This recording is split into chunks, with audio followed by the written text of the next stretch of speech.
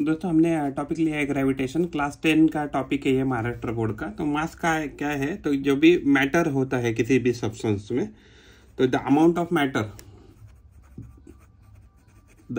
Matter in a substance, इसको मास ऐसे कहते हैं। तो मास एक्चुअली केजी में गिनते हैं और वो जिस एक्चुअली ये क्या है, ये एक यूनिट है, या आप ऐसा कह सकते हैं एक इंडिकेशन है मेजर ऑफ इनर्शिया का। मेजर ऑफ इनर्शिया, देखिए एक्चुअली क्या होता है कि मान लीजिए अगर आपके पास छोटी चीज़ है कोई, तो अगर छोटी चीज़ है तो छोटी चीज़ को आपको हिलाने के लिए कितना फोर्स लगेगा, छोटा फोर्स लगेगा। मान लीजिए कोई बड़ी चीज़ है, तो बड़ी चीज़ को आपको हिलाने के लिए कितना फोर्स लगेगा, बड़ा फोर्स लगेगा। मान लीजिए उससे भी कोई बड़ी चीज़ है, तो यानी कि उसके जो चीज़ है तो उसको हिलाने के लिए आपको कितना फोर्स लगेगा, और ज़्यादा फोर्स लगेगा। देखिए यानी कि जैसे जैसे मास बढ़ रहा है या मैटर बढ़ रहा है, तो आपको क्या है कि उसको हिलाने के लिए या उसको मोशन में लाने के लिए ज़्यादा फोर्स लग रहा है। तो उसी प्रकार से मान लीजिए कोई तो छोटी चीज़ ऑलरेडी मोशन में है, तो उसको एक्चुअली आपको रोकने के लिए कम फोर्स लगेगा, इसको उससे ज़्यादा और इसको इससे ज़्यादा। यानी कि द अमाउंट ऑफ मैटर क्या है, तो वो क्या है कि जो भी मोशन है तो मोशन का अपोज कर रहा है। अगर मान लीजिए स्टैटिक में है या रुका हुआ है तो रुका रहेगा, और एक्चुअली अगर चालू है तो चालू रहने की कोशिश करता है, तो इसको क्या बोलते हैं, इनर्शिया ऐसे कहते हैं। तो इनर्शिया एक्चुअली मोशन में भी हो सकता है और स्टैटिक पोजीशन में भी हो सकता है। अगर वेट की बात करें तो वेट क्या है, तो वेट को हम जनरली हम लिखते हैं mg। तो एक्चुअली जब mass multiplied by acceleration due to gravity, acceleration due to gravity, जब हम इससे एक्चुअली मल्टीप्लाई करते हैं तो हमें वेट मिलता है। तो जो mg होता है, वेट जो होता है, तो वो न्यूटन में गिना जाता है। और एक्चुअली जैसे जैसे फॉर एग्जांपल अर्थ, जो भी आपका जो वेट है, तो वेट क्या है, एक रिएक्शन फोर्स है। वेट क्या है, तो एक रिएक्शन फोर्स है। तो आपने अर्थ को mg फोर्स से दबाया और अर्थ ने आपको नॉर्मल फोर्स से ऊपर पुश किया, तो ये क्या है, इक्वल एंड बैलेंस है ये। तो ये जो है नॉर्मल फोर्स जो है, तो ये न्यूटन में गिना जाता है। और एक्चुअली अगर आप कभी अर्थ सरफेस के सेंटर पे चले गए, तो अर्थ सेंटर पे एक्चुअली ये फोर्स कितना मिलेगा आपको, तो 0 मिलेगा।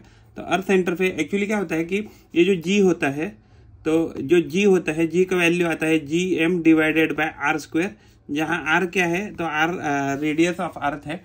तो इस केस में क्या है कि जब आप अर्थ सरफेस पे जाएंगे तो आर का वैल्यू 0 हो जाएगा, तो इसकी वजह ऑलमोस्ट 0 हो जाएगा। तो इसकी वजह से क्या होता है ना, जो है मास है वो किसी चीज का क्या हो जाता है, तो 0 हो जाता है। अगर मान लीजिए एक्सीलरेशन ड्यू टू ग्रेविटी की बात करें, तो स्मॉल जी का फॉर्मूला होता है gm अपॉन आर स्क्वायर। तो यहाँ g क्या है, यूनिवर्सल ग्रेविटेशनल कांस्टेंट है, यूनिवर्सल ग्रेविटेशनल कांस्टेंट है। और जो कैपिटल एम है अर्थ का मास है, और आर जो है वो रेडियस है अर्थ का। तो ये एक्सीलरेशन ड्यू टू ग्रेविटी क्या होता है कि ये इसका फॉर्मूला है।